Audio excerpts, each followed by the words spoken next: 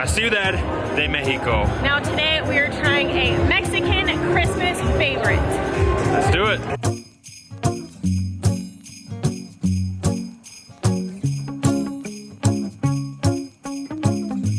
Now, in chatting with many of you over Twitter and Facebook and just social media in general to really try and understand what makes Mexican Christmas, to find out what makes Mexican Christmas so Mexican, many of you said a very traditional Mexican Christmas dish is Romeritos. We're gonna give that a try. It seems about 50-50. Some of you love it, a lot of you hate it. It seems about 90-10 if you ask me. 90% chance we probably wouldn't like it, 10% chance we may. A ver, let's find out. Are you kidding me? Yeah. I'll follow you guys.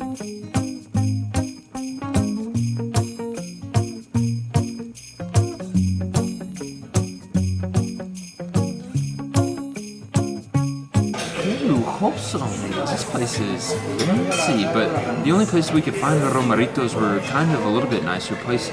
Now, Romeritos. And do you really want cheap Romeritos? I don't know if you want cheap Romeritos or not. I don't know. Comment below, let us know. Also, comment below, let us know, mis amigos mexicanos, and I suppose estadounidenses, what is your favorite Christmas meal, favorite Christmas dish, or what is most emblematic of a Christmas dinner, Christmas meal for you?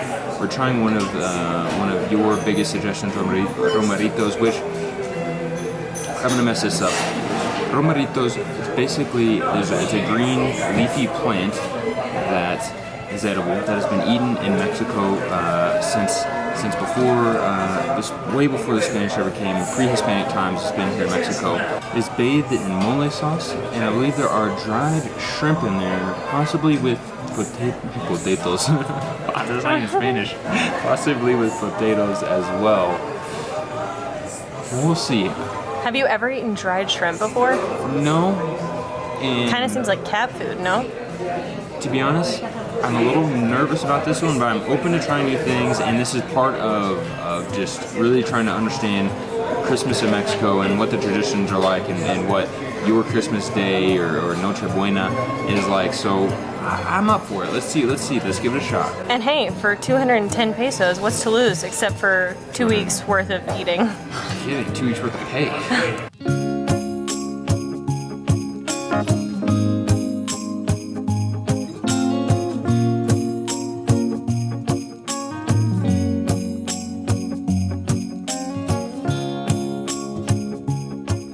Any meal that comes with a bib is my kind of meal. And we've got a little bit more bread here. Definitely smells shrimpy. Oh, yeah. It looks like it is covered in mole sauce. Let me give it like a... Covered in something. Covered in something. You can kind of see it's very stringy. I think that's like the greens. It's I don't know. We'll try it out. I really have no idea what to expect. Well, let's check out what Hillary has first before I dig in. Okay, what have you got here? These are crepas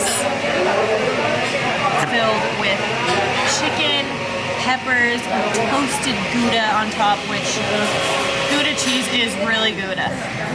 Crepas poblanas. Let's go ahead and get a taste. See what this is all about. This fancy life.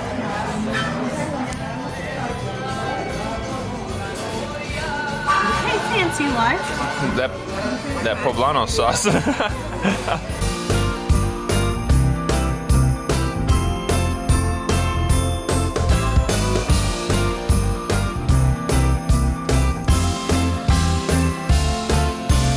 First impressions, definitely has a shrimpy flavor, which I like shrimp, so far so good. A little bit spicy, not so much that I'm gonna start crying, but just enough to really give it a good pop in your mouth. And then like shrimp popping in your mouth on Christmas. Definitely mole flavor. I say it wasn't too spicy. How's the bib holding up? Bib is doing okay. Uh-oh. I was kind of not worried, but wondering, curious as to how the green leafy type, the actual like meat, if you will, of the Romeritos would taste, but really so far it tastes pretty good. That part doesn't have too strong of a flavor. Let's keep eating though and see. It almost feels like this might be like a Cajun dish or something, like my first thought, but I don't know. I'm just a dumb gringo from Louisiana, y'all. So I don't know. Starting to feel a little self-conscious about the bib as I look in front of me. I didn't see anybody else wearing one. Not sure why I was the only one given a bib in this establishment, but that's okay. This dish is very interesting. It is good. I know a lot of you don't like it, and I don't know if it's prepared exactly the way it is prepared here in this restaurant. Everywhere, probably not, because it's Mexico and there's 50 variations of everything. Hashtags quesadillas sin queso.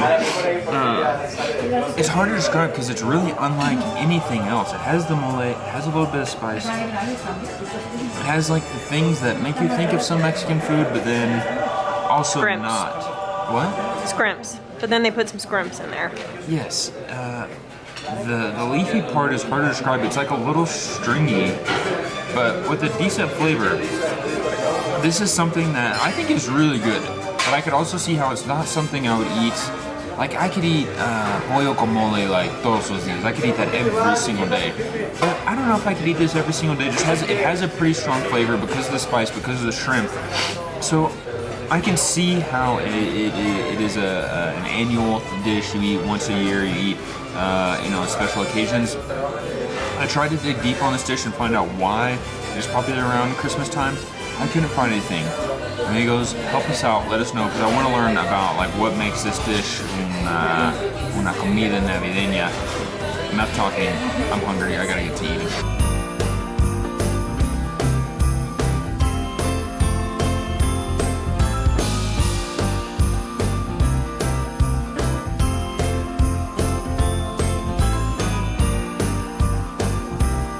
The seafood flavor combined with the spice strangely reminds me of crawfish boils. That was very good, but instead of trying to come up with all these different ways to describe it, I think the fact that I cleaned the plate, not a bite left, no mole, no rosaritos left on the plate. Romeritos, I keep wanting to say rosaritos. The fact that I ate every bite of the romeritos, I think that really says it all.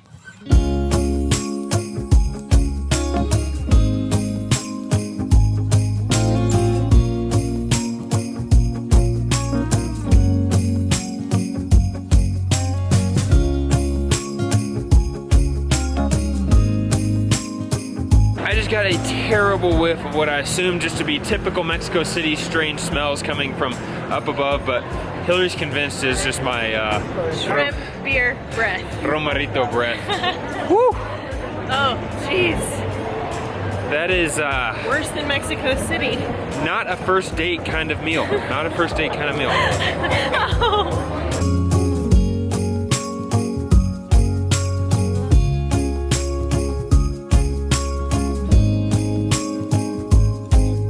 We came to the Zocalo looking to finish this video with ponche, but all we found was nieve and raspados. Yeah, I feel like my heart was punched. The two coldest things that Mexico offers. Yep. It's not too cold outside, but come on. It's a little cold for ice. Where's the ponche vendor? Amigos, trying the romeritos was a lot of fun. Very interesting dish. Took me back to my Louisiana days, oddly enough. Never would have thought that was going to happen. Yeah, and I really didn't think. The honest truth is this, we didn't really know that we even wanted to try this on camera because the thought of what the dish encapsulates in terms of ingredients doesn't necessarily sound appetizing to either one of us. But Greg admitted that he really, really enjoyed it. Mostly just because a lot of you told us that you don't like it. So it is a controversial dish. Interesting to try, because I think anytime we try something, even if we go into it not so sure, I feel just like a little bit closer to you all. I feel a little bit closer, not necessarily to being Mexican, but just closer to Mexico as a whole and closer to the traditions, and that's really the whole point. Understanding what you guys have to go through when you eat charales. Now I know. I understand the hashtag struggle. It's just, I mean, that's the whole point of us being here, is learning about Mexico and sharing Mexico to the world. And today we did that through trying romeritos, mis amigos gringos.